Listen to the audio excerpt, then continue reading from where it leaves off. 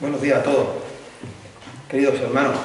Os voy a leer de nuevo el poema de José Agustín Goytisolo, escrito en el año 92 y titulado El lobito bueno, y que luego el otro día mi madre me recordó que lo cantaba de pequeño. Yo no me acordaba, y después de tarareármelo ella, es cierto que sí, que lo cantaba de pequeño, que tranquilos, que no lo voy a cantar, ahora. Este poema decía así, o dice así: érase una vez un lobito bueno, al que maltrataban todos los corderos.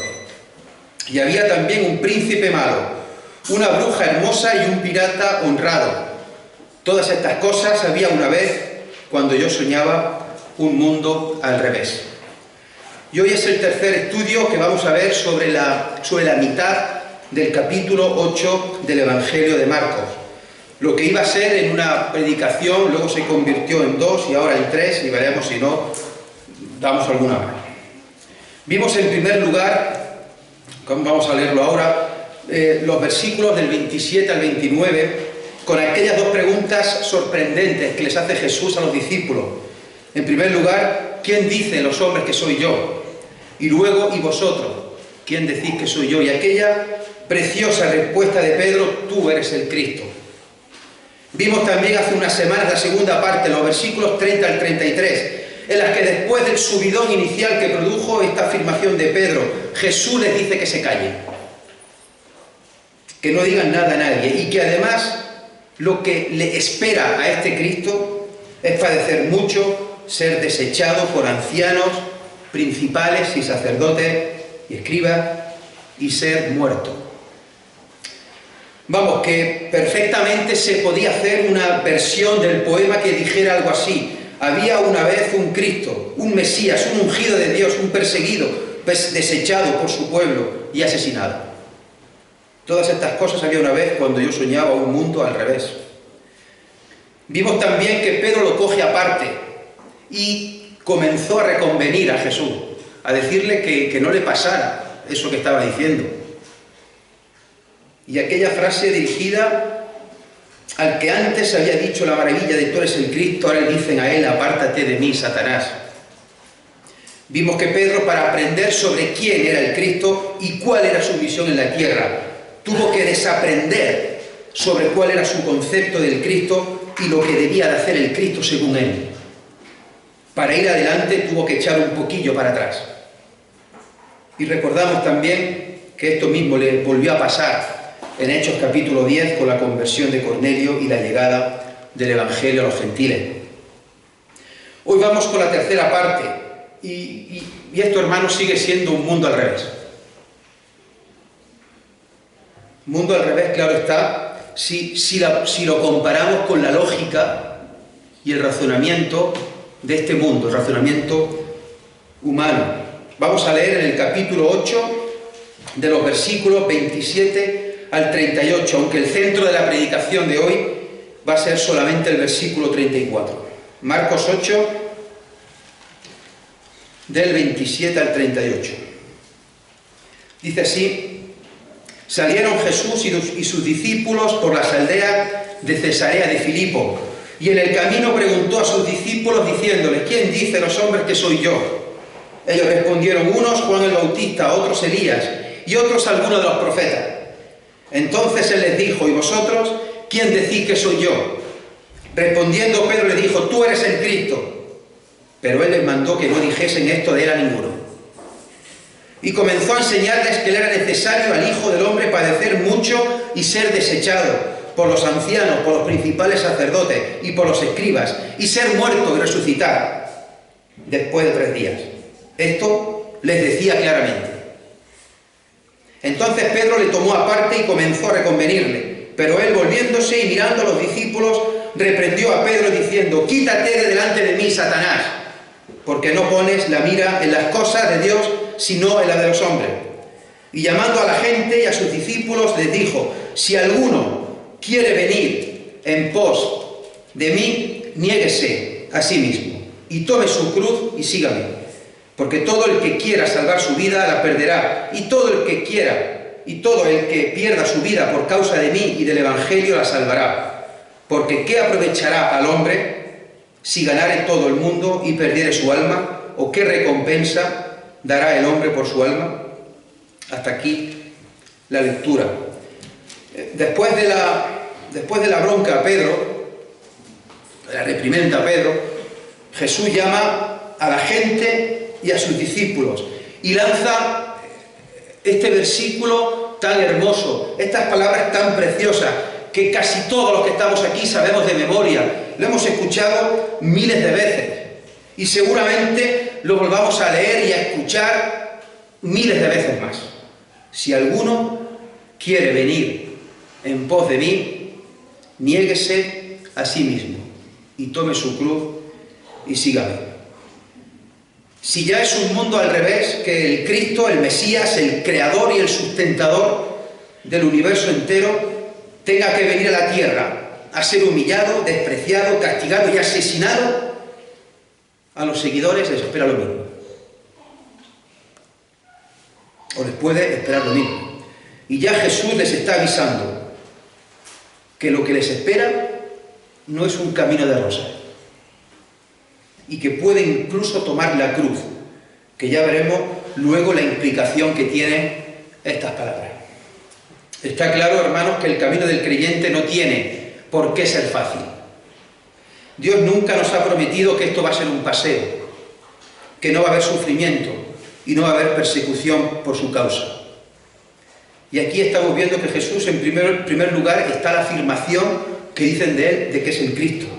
En segundo, el detalle de lo que le va a pasar, de todo cuanto le va a acontecer. Y tercero, que esto que le va a pasar a él es extensible a sus discípulos. Un mundo al revés. El Señor Jesús nunca fue un político, en el sentido de que intentara ganarse a la gente con falsas promesas, ni con sobornos o con engaños. Él dejó muy claro, desde el principio, a sus discípulos que para ir con él había que negarse a sí mismo, había que cargar con la cruz cada día y seguirle. Jesús no muestra tampoco un camino que previamente no haya hecho él. Es decir, no promete un camino difícil para nosotros y él ha tenido un camino fácil. Y este versículo es tan, pero tan importante que lo tenemos que ver y analizar frase a frase. Comienza diciendo si alguno quiere. Si alguno quiere. Es un condicional. No impone un mandato, no es una obligación. No está exigiendo que se le siga, sí o sí. Él plantea si alguno quiere. Un condicional, sí y un querer. Jesús lo deja a la decisión y voluntad de cada uno. Cristo aquí exhorta, Cristo aquí hace un llamado. No es una obligación. El llamado también llama la atención, que el llamado es para todos. Es para todo el mundo. No hay acepción de personas aquí. En cuanto a la salvación, no hay rangos, no hay categorías, no hay barreras. Puede ir cualquiera. Rico o pobre, poderoso o humilde, inteligente o menos inteligente. Cualquier raza, cualquier nación, cualquier sexo. El llamado es universal. Vamos a dejar por ahora este punto. Aunque al final del todo volveremos y seguiremos hablando del si alguno quiere. Aún no hemos terminado. Si alguno quiere venir en pos de mí. Hermanos, el premio o la recompensa es preciosa. Ir en pos de Él. De tener a Jesús a tu lado. No es un premio menor, no es una recompensa de consolación. Es un premio mayúsculo. Jesús no solo pide que creamos en Él como Señor y Salvador, que por supuesto son lo principal, es lo primero. También pide que vayamos en pos de Él, que seamos sus discípulos, que pongamos en práctica lo que hemos aprendido y lo que estamos viviendo en nuestras vidas. A veces cometemos el error, y a mí me ha pasado, de hacer una invitación o un llamamiento a aceptar a Jesús como Señor y Salvador y decir que es fácil, que solamente hay que aceptar a Jesús. Pero como veremos a continuación, Dios pide más de sus hijos. Y quizá esta es la parte que se está olvidando, relajando o dando un poco de lado en el campo evangélico, que es fundamental, y recordar lo que vamos a ver a continuación, las demandas del Señor Jesús. Para ser un discípulo de Jesús no basta con vivir de cualquier manera, no basta con decir ya he creído y mira, pues voy a seguir con mi vida igual que hasta ahora, voy a seguir haciendo igual. El que diga o piense así es muy probable que realmente no haya conocido a Jesús de verdad. Hay que cumplir ciertos requisitos, los cuales no siempre son fáciles. Por eso, si alguno quiere venir en pos de mí, hay que cumplir 3 condiciones, que son en las cuales más nos vamos a detener. En primer lugar, niéguese a sí mismo. Esto es fácil de explicar y fácil de entender. Negarse a uno mismo es precisamente decirse que no a uno mismo y decir que sí a Jesús. Decir no a nuestros deseos, a nuestros pensamientos, a nuestra forma de actuar y decir sí a lo que Dios pide de nosotros en su palabra. Es decir, como Pablo en Gálatas 2:20, con Cristo estoy juntamente crucificado y ya no vivo yo, mas vive Cristo en mí. Ya no vivo yo, sí vive Cristo en mí. Cuando eres cristiano, se acaban tus esperanzas mundanas, se acaban tus sueños terrenales y se acaban tus objetivos materiales. Todo pasa a una esfera y a un plano superior, espiritual. Dejas de vivir tú y ahora vive Cristo en ti. Esto es realmente maravilloso, hermano. Cuando Pedro negó a Jesús por 3 veces, dice el Evangelio de Mateo 26, del 69 al 75, vamos a ver el episodio de la negación de Pedro. Mateo capítulo 26 y versículos 69 al 75. Dice el evangelista Mateo que Pedro estaba sentado fuera en el patio y se le acercó una criada diciendo: tú también estabas con Jesús el Galileo. Mas él negó delante de todos, diciendo: no sé lo que dice. Saliendo de la puerta le vio otra y dijo a los que estaban allí: también este estaba con Jesús el Nazareno. Pero él negó otra vez con juramento: no conozco al hombre. Un poco después, acercándose, los que por allí estaban dijeron a Pedro: verdaderamente también tú eres de ellos, porque aún tu manera de hablar te descubre. Entonces él comenzó a maldecir y a jurar: no conozco al hombre. Y enseguida cantó el gallo. Entonces Pedro se acordó de las palabras de Jesús, que le había dicho: antes que cante el gallo, me negarás 3 veces. Y saliendo fuera, lloró amargamente. Si negar a Cristo es decir que no lo conoce, negarse a uno mismo es decir que no te conoces a ti mismo. De nuevo, un mundo al revés. Nadie se conoce mejor que uno mismo. Y normalmente la importancia que nos damos a nosotros, a lo que nos pasa y a lo que nos rodea es máxima. Nos cuidamos todo lo posible, nos ofendemos y molestamos cuando alguien nos dice algo y solemos tener un concepto alto de nosotros mismos. A veces hasta nos creemos los más importantes del mundo y que somos el centro del mundo, todo lo que nos rodea a nosotros y todo lo que nos pasa a nosotros. Si queremos ir en pos de Cristo, a esto hay que decirle que no. Lo primero que nos dice Jesús es que nos neguemos a nosotros mismos, decir no a nuestro yo, decirle no a tu yo, renunciar y dejar de lado la forma de vivir que no es conforme a la palabra de Dios, renunciar al pecado, tomar la decisión de cortar radicalmente con aquello que te pueda apartar de Dios. Negarse a uno mismo lleva a la reflexión, lleva a la revisión interior de tu vida, de tu yo, de tu interior. Si alguno quiere venir en pos de mí, niéguese a sí mismo y tome su cruz. Lo primero que llama la atención es que cada uno tome su cruz. Cada uno toma la suya. No es una cruz familiar ni es una cruz eclesial. Cada uno tiene su cruz. Cada uno de los de aquí llevamos una cruz con nuestro nombre, con nuestros apellidos, con nuestras circunstancias, las cuales, por otro lado, pueden ser mejores o peores, pero cada uno lleva su cruz.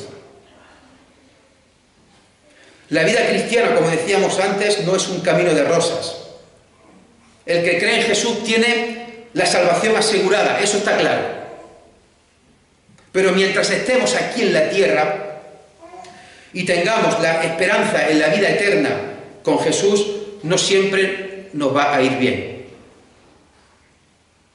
Vamos a tener dificultades, problemas, tribulaciones, sufrimiento. Si los pasó Jesús, no lo vamos a pasar nosotros. Pero hermano, cargar la cruz no se refiere a los problemas cotidianos que tenga cada uno. No se refiere a las enfermedades, a los achaques, a los sufrimientos. No se refiere a las pérdidas de seres queridos, a las cargas laborales o a las cargas económicas que uno puede tener. No es la frase que se dice vulgarmente, ¿qué cruz tengo contigo? O ¿qué cruz tengo con este trabajo? Cargar la cruz en aquella época, nadie pensaba en que era una carga de problemas. La cruz significaba que esa persona que cargaba la cruz iba a morir. Y lo iba a hacer de una manera horrible, una manera muy dolorosa, una manera muy humillante. Y es que los romanos, además de practicar esta ejecución tan horrorosa, hacían que los presos cargaran con su propia cruz y la llevaran durante un camino hasta el sitio que iban a ser ejecutados. Hermanos, tomar la cruz es algo que va más allá de lo que creemos hoy día que significa, y va más allá que el punto anterior de negarse a uno mismo, que era renunciar a tu yo. Tomar y cargar cada uno su cruz significa que hay que estar preparado y hay que estar dispuesto a sufrir lo peor que nos pueda pasar, pero debido a nuestra fidelidad a Dios. No son los problemas cotidianos que te puedan pasar. Es debido a la fidelidad a Dios. Incluso si hiciera falta dar tu vida por Jesús y el Evangelio. El matiz es sutil. No se trata de sufrir por sufrir, que te persigan porque te persigan. Es que te pase por causa del Evangelio, por causa de Jesús. Hoy día vemos a la cruz como un lugar de expiación, de perdón, de gracia, de misericordia, de amor, y es cierto. Y es verdad que somos salvos por la obra de Jesús en la cruz. Pero repito, en aquella época la palabra cruz daba miedo, daba terror. Y era algo humillante, ese camino en el cual tenía uno que cargar con su cruz para ir a un sitio y que allí te mataran en ella. El evangelista Lucas añade cada día. Tome su cruz cada día. No se trata de tomarla de vez en cuando. No se trata de tomarla el domingo para venir a la iglesia, sino que hay que hacerlo a diario. Cada día. El que quiera seguir a Cristo tiene que tomar su cruz cada día. El que quiera seguir a Cristo tiene que estar dispuesto a que le pueda pasar lo peor cada día, a causa del Evangelio y a causa de Jesucristo. Estar dispuesto a andar, hermanos, ese camino humillante, vergonzoso, terrible, esperando que el final del camino pueda ser tu muerte. Es un llamado a la entrega total, a la entrega absoluta, a la entrega máxima. Y sígame. Si alguno quiere venir en pos de mí, niéguese a sí mismo y tome su cruz y sígame. Significa e implica una entrega y una dependencia total de Cristo, como hemos dicho. Hemos visto que negarse a uno mismo es renunciar al yo. Hemos visto, tome su cruz, que es estar dispuesto a todo por Cristo, aún dar la vida si hiciera falta. Y ahora es seguir a Cristo. Y aunque parezca una tontería decirlo, seguir a Cristo significa que tú sigas a Cristo, no que Cristo te siga a ti. Seguir a Cristo es que tú te sujetes a la palabra de Dios, en vez de hacer que la palabra de Dios se sujete a lo que tú crees que dice. ¿Os acordáis del llamado de los discípulos? Dice Mateo 4, 18, 20. Andando Jesús junto al mar de Galilea vio a dos hermanos, Simón, llamado Pedro, y Andrés su hermano, que echaban la red en el mar porque eran pescadores. Y les dijo Jesús: venid en pos de mí y os haré pescadores de hombres. Ellos entonces, dejando al instante las redes, le siguieron. Mateo 9, 9. Pasando Jesús de allí, vio a un hombre llamado Mateo, que estaba sentado al banco de los tributos públicos, y le dijo: sígueme. Y se levantó y le siguió. Esto del sígame, seguro que les trajo recuerdo a todos los discípulos que estaban ahí escuchando las palabras de Jesús. Seguro también recordaron la historia de aquel joven rico que se le acercó a Jesús preguntando: maestro bueno, ¿qué tengo que hacer para heredar la vida eterna? Jesús le dice los mandamientos, ¿los conoces? Los cuales se contesta que sí, que los cumplo todos. Pero Jesús insiste y le dice en Marcos 10, 21. Entonces Jesús, mirando a este muchacho, a este joven, le amó y le dijo: una cosa te falta. Anda, vende todo lo que tienes y dalo a los pobres y tendrás tesoro en el cielo.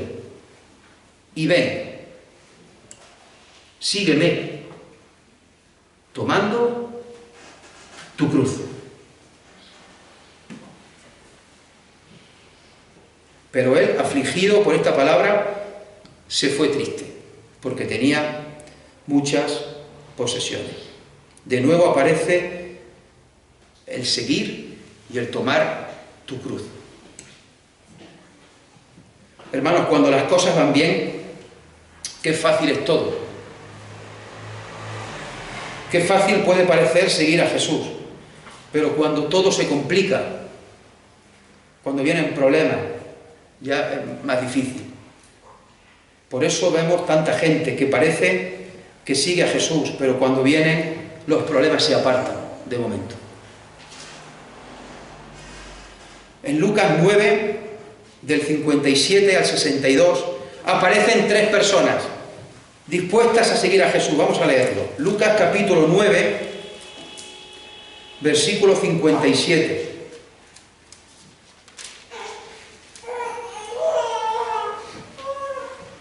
Dice así el evangelista Lucas: yendo a ellos, uno le dijo en el camino: Señor, te seguiré a donde quiera que vaya. Y le dijo Jesús: las zorras tienen guarida y las aves de los cielos nidos, mas el Hijo del Hombre no tiene donde recostar la cabeza. Y dijo a otro: sígueme. Y él le dijo: Señor, déjame que primero vaya y entierre a mi padre. Jesús le dijo: deja que los muertos entierren a sus muertos, y tú ve y anuncia el reino de Dios. Entonces también dijo otro: te seguiré, Señor, pero déjame que me despida primero de los que están en mi casa. Y Jesús le dijo: ninguno que poniendo su mano en el arado mira hacia atrás es apto para el reino de Dios. Personas dispuestas a seguir a Jesús. Pero cuando Jesús les cuestiona, aparecen dudas, déjame primero que haga esto, lo haré después. Ya parece que su compromiso a seguir a Jesús no es tan fuerte. Estaban dispuestos a seguir a Jesús, sí, de palabra, de boquilla, pero no estaban dispuestos a negarse a uno mismo y cargar con su cruz cada día. No estaban dispuestos a pagar el coste que supone ser cristiano. Hermano o amigo que nos visita esta mañana, ¿estás dispuesto a seguir? ¿Estarías dispuesto a seguir a Jesús si aún no has creído en Él? ¿Estarías dispuesto a perder amigos, a dejar de hacer ciertas cosas? Incluso estás dispuesto a que algunos familiares dejen de hablarte porque vas a una iglesia. ¿Estás dispuesto a perder reputación y que en el trabajo o en los estudios te digan, mira, este dice que es cristiano y va a la iglesia los domingos y dice que sigue a Jesús? ¿Estás dispuesto incluso a tener que perder tu trabajo si va en contra de los principios bíblicos? ¿Estás dispuesto incluso a dar tu vida si hiciese falta por el Evangelio y por el nombre de Jesús? Muchos de los que estamos aquí diríamos que sí. Y muchos de los que estamos aquí hemos renunciado o habéis renunciado a hacer ciertas cosas. Se han renunciado a amistades, se ha renunciado a nuestra reputación. Nótense las comillas. Incluso estoy seguro que muchos de vosotros, y aquí no me incluyo yo porque no estoy seguro, muchos de vosotros daréis vuestra vida si fuese necesario, porque jamás podríais negar a Cristo. Aunque de nuevo tenemos que darle las gracias a Dios que en su soberanía y en su misericordia permite que aquí en España, en el año 2021, pues no parece ser que vayamos a perder la vida por decir que somos de Cristo. Pero en otros lugares sí le está pasando. Y en otras épocas sí les ha pasado. Hermanos, seguir a Cristo no significa necesariamente que te vaya a pasar todo esto. Seguir a Cristo sí significa es que debes estar dispuesto a que te pase. Debes estar preparado. Debes negarte a ti mismo y debes tomar y cargar tu cruz cada día. Y si hace falta, llegar al punto, al sitio en el cual te quiten tu vida, porque ya es el fin del camino y allí deja la cruz y allí te matan. Debes estar dispuesto a renunciar a tus sueños, a tus esperanzas, a tus posesiones, incluso a tu vida. Dice el Señor Jesucristo en Juan 16:33, estas cosas os he hablado para que en mí tengáis paz. En el mundo tendréis, ¿qué dice? Aflicción.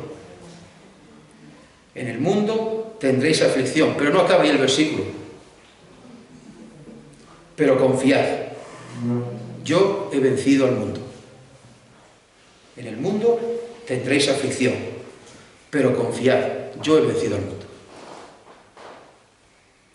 Hermanos, para terminar y a modo de conclusión, dije antes al hablar del si alguno quiere que volveríamos de nuevo aquí, a este punto. Y es que en el capítulo siguiente, en Marcos 9, mirad, Marcos 9 del 33 al 35.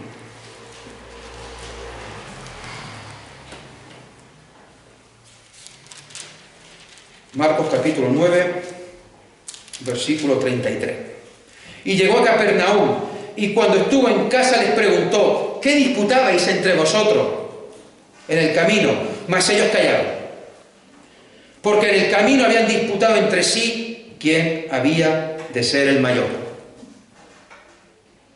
Entonces él se sentó y llamó a los 12 y les dijo: si alguno quiere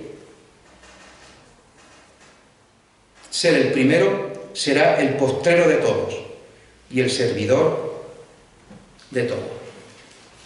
Jesús vuelve a utilizar la misma expresión en un contexto y un significado totalmente diferente. No había pasado mucho tiempo desde el si alguno quiere venir en pos de mí al si alguno quiere ser el primero.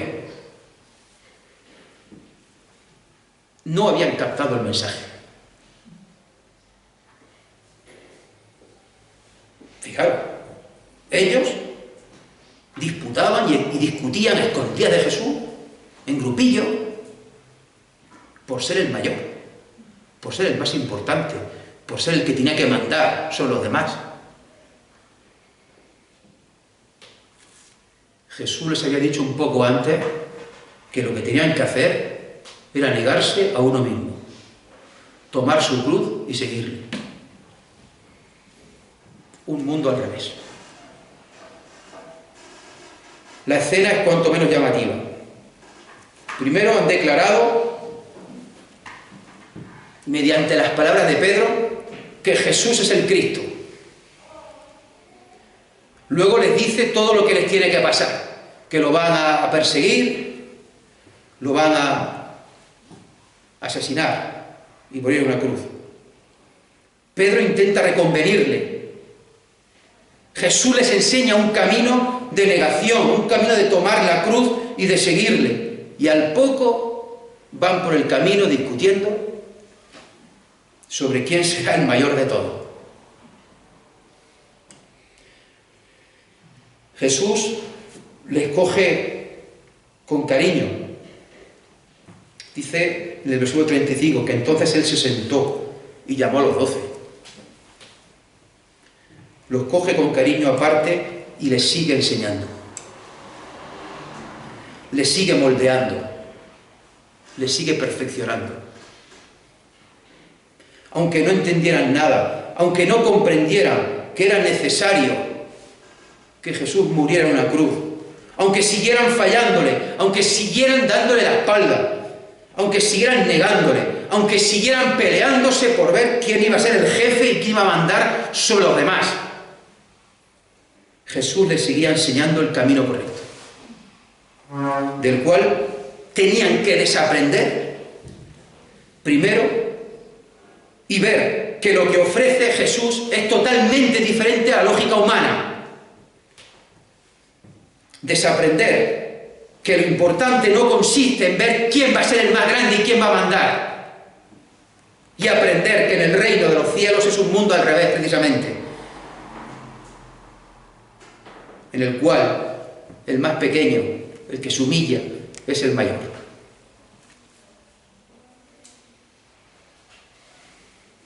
Y aprender que lo que Jesús pide de ellos es compromiso, entrega, sacrificio, dedicación, devoción, negación, cargar y seguimiento. El Señor Jesús, hermano, mediante su palabra, nos va moldeando a nosotros. Nos va enseñando como el alfarero moldea el barro y como Jesús lo fue haciendo con aquellos discípulos. ¿Aprendieron la lección? En nuestro pasaje que estamos considerando de Marcos 8, había mucha gente reunida, entre ellos estos 12 discípulos. Y les dice a continuación: todo el que quiera salvar su vida, la perderá, y todo el que pierda su vida por causa de mí y del Evangelio, la salvará. De esa multitud, algunos seguirían a Jesús, otros no. De los 12 discípulos, uno fue Judas, el que después le traicionó y que finalmente se ahorcó.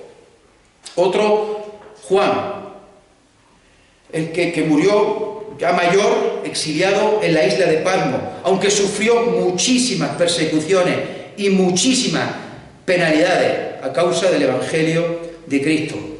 Se dice incluso que una vez lo intentaron matar metiéndolo en una olla con aceite y la pusieron a hervir. Sobre los otros 10, sabemos según la tradición y los escritos de los padres de la Iglesia, que sufrieron muchas tribulaciones, muchas persecuciones y muertes violentas. De nuevo el matiz, a causa del Evangelio, a causa de Cristo. Jacobo, el hermano de Juan, fue decapitado por orden del rey Herodes. Esto aparece en Hechos 12:2. Pedro, martirizado en Roma y crucificado boca abajo por petición propia. Andrés, su hermano, en Mesopotamia, mientras predicaba el Evangelio, fue capturado, torturado y crucificado en una cruz rara, en forma de X. De ahí que ese tipo de cruz se le llama la cruz de San Andrés. Estuvo 2 días agonizando y a la vez predicaba el Evangelio a todo el que pasaba por allí. ¿Recordáis lo que hemos leído antes? Venid en pos de mí, que os haré pescadores de hombres. Felipe en Egipto, azotado, encarcelado y crucificado. Bartolomé, también llamado Natanael, el que oraba debajo de la higuera, fue duramente torturado y desollado vivo por predicar el Evangelio, es decir, le arrancaron la piel a tiras con un cuchillo. Tomás llegó hasta la India predicando el Evangelio, lo atravesaron con una lanza. Santiago, hay varias teorías, la más aceptada, crucificado en Egipto. Judas Tadeo, muerto por disparos de flecha, también por predicar el Evangelio. Mateo, en Etiopía, apedreado, lo remataron con una lanza y luego lo decapitaron. Simón el Celote, crucificado. Si alguno quiere venir en pos de mí, niéguese a sí mismo y tome su cruz y sígame. Aparte de los discípulos, tenemos otros casos, como puede ser Santiago el Justo, el hermano del Señor Jesús. Anciano de la iglesia de Jerusalén, fue lanzado por los fariseos desde lo alto del pináculo y después, agonizando, lo remataron a garrotazos mientras él oraba por los verdugos. Lucas, el médico, en Grecia, fue colgado de un olivo. Marcos, arrastrado vivo por caballos por las calles de Alejandría, mientras se celebraba una fiesta idólatra. Matías, el que tomó el lugar de Judas Iscariote, crucificado en Judea. Bernabé, compañero de viaje de Pablo y fiel colaborador, se encontraba en Chipre, en Salamina. Allí lo capturaron los judíos por la noche, le ataron una soga al cuello y lo arrastraron desde la sinagoga hasta el hipódromo. Lo sacaron fuera de la ciudad y allí le apedrearon hasta matarlo. Prendieron fuego a su cuerpo, de manera que sus huesos quedaron reducidos a ceniza. Cogieron luego los restos, los envolvieron en una sábana y las sellaron con plomo con la intención de tirarlas al mar. El apóstol Pablo, decapitado en Roma, después de haber padecido y sufrido muchísimo. Timoteo, discípulo de Pablo y ya de mayor, anciano de la iglesia de Éfeso, corría el año 96, y todo esto, como digo, siempre según la tradición y según los escritos, por ejemplo, de Eusebio y de Juan Crisóstomo. Timoteo trató de impedir una festividad pagana que se hacía allí, en la cual había mucho desenfreno sexual y muchísima corrupción. La gente de allí, al ver que intentaba evitar esa fiesta, se juntó contra él con piedras y palos y lo molieron literalmente a palos y a pedradas, con mucha saña hasta matarlo. Le había dicho Pablo años atrás, cuando era joven: sé ejemplo de los creyentes en palabra, conducta, amor, espíritu, fe y pureza. Sé ejemplo. Vaya si lo fue. Y vaya si aprendieron la lección. Vaya si la aprendieron. Hermanos, ha habido más gente dispuesta a seguir a Jesús, gente dispuesta a negarse a uno mismo, gente dispuesta a cargar con la cruz cada día. 20 siglos de historia demuestran que sí. muchísimas personas han dado su vida a causa del Evangelio. Y muchísimas personas más estarían también dispuestas a dar su vida por el Evangelio. De nuevo, por tercera o cuarta vez lo digo hoy, gracias a Dios por la libertad que tenemos. Pero estoy seguro que si nos hubiese tocado vivir en sitios peores, en lugares peores, en épocas peores, también habríamos estado a la altura. Porque, hermano, la explicación no es porque seamos mejores o peores. La explicación no es tanto por un esfuerzo o un mérito nuestro. Todo esto es fruto de un cambio que Dios opera en nosotros. Al contemplar al Cristo crucificado. Frente a los tres grupos de poder que hemos visto antes, que rechazaron a Jesús y lo condenaron, ancianos, sacerdotes y escribas, son muchos más los que se convierten, los que nos hemos convertido, los que encontramos un manantial de vida en la cruz del Calvario. Es el poder de la cruz que cantamos a menudo, donde Dios nos ha perdonado nuestros pecados con la sangre derramada de Jesús. Es esa cruz, es ese crucificado donde obtenemos las respuestas y obtenemos la fuerza necesaria para ir en pos de Jesús. Y para ello nos negamos a nosotros mismos. Tomamos nuestra cruz cada día y seguimos a Jesús. Hermanos, Jesús tiene derecho a reclamarnos esto. Jesús tiene derecho a decir de sus discípulos, a decir de sus hijos, a decir de nosotros, que nos neguemos a uno mismo, que carguemos cada uno nuestra cruz y le sigamos. Pues Jesús se hizo hombre, se hizo siervo, siendo Dios, y Jesús cargó la cruz por ti y por mí, para darte la vida eterna y librarte de la misma condenación eterna si no crees en Él.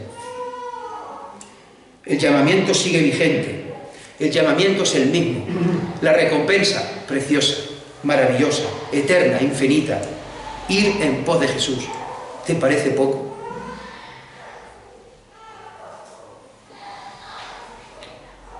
¿Es fácil? Pues no. Tienes que negarte a ti mismo. Tienes que tomar tu cruz cada día y tienes que seguir. Hermano, hazte la pregunta. ¿Cómo sigo yo a Jesucristo? Que el Señor nos bendiga. Amén. Señor y Padre, te damos gracias por este día que permites en tu amor y en tu misericordia que nos podamos reunir unos cuantos de tus hijos con el objetivo de darte la gloria y la honra que tú solo mereces y recordar el sacrificio de nuestro Señor Jesucristo en la cruz del Calvario. Gracias, Padre, por ese ejemplo maravilloso, supremo, que siendo el creador y el sustentador del universo, se hizo hombre, se hizo siervo y nos dio una vida de ejemplo para nosotros.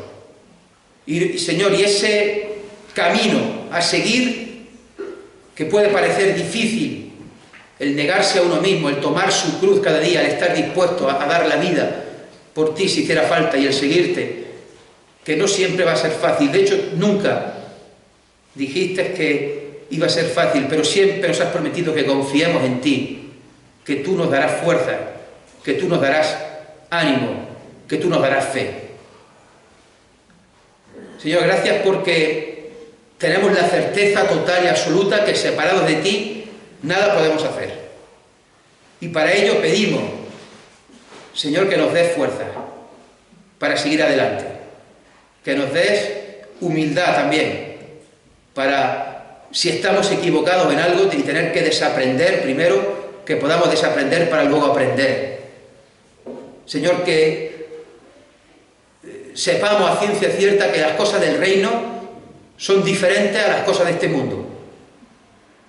Señor, y si estamos apegados a las cosas del mundo, estamos lejos de las cosas del reino. Queremos, Señor, que estudiemos tu palabra, aprendamos de ella, la pongamos en práctica. Señor, si hay alguna persona que no te conoce, que toque su corazón para que pueda conocerte y pueda también seguirte como discípulo.